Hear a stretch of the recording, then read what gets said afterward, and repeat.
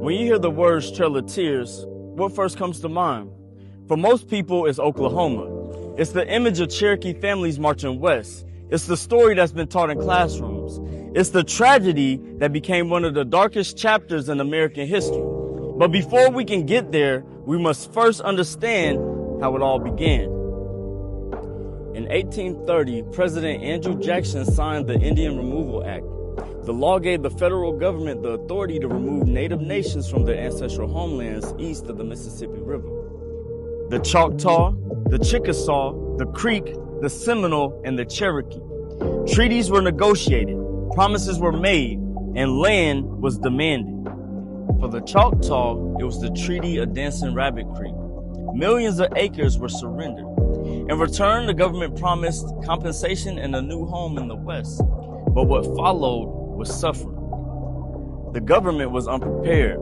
Food ran short, transportation failed, and shelter was inadequate. Disease spread through the camps.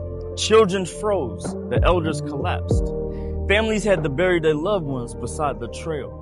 Watching this unfold, Choctaw leader Thomas Harkins will give history one of its most haunting phrases.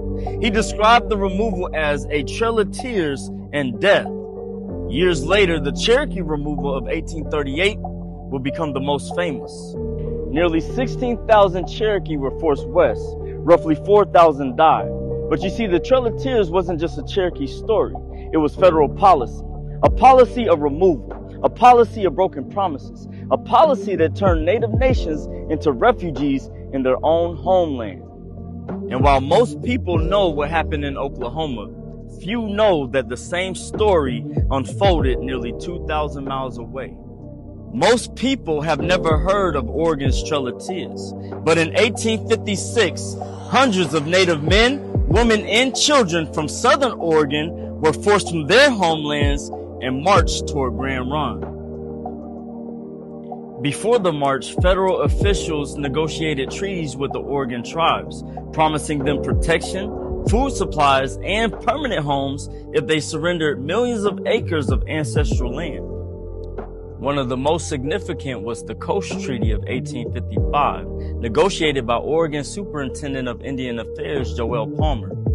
There was just one problem. The United States never ratified that treaty. The land was taken anyway, the removals happened anyway, and the promises were never fully honored.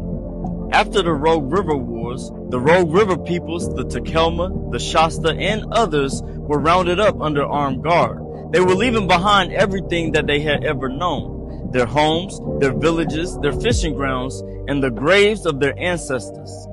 Then the march began.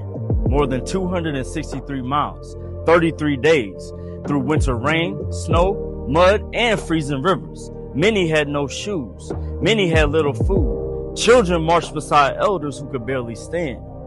The sick rode in wagons, most walked. Government officials themselves warned that the journey would bring a vast deal of suffering, and they were right. Some who fell behind were beaten. Some were shot. Native testimony recalls that families were not always allowed to stop and bury their dead. They had to keep walking.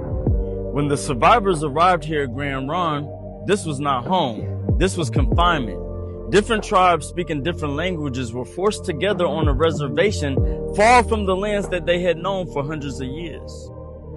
Today, this story is remembered as the Rogue River Trail of Tears, a painful reminder that broken treaties and broken promises led to forced removals, death on the trail, and loss of ancestral homeland.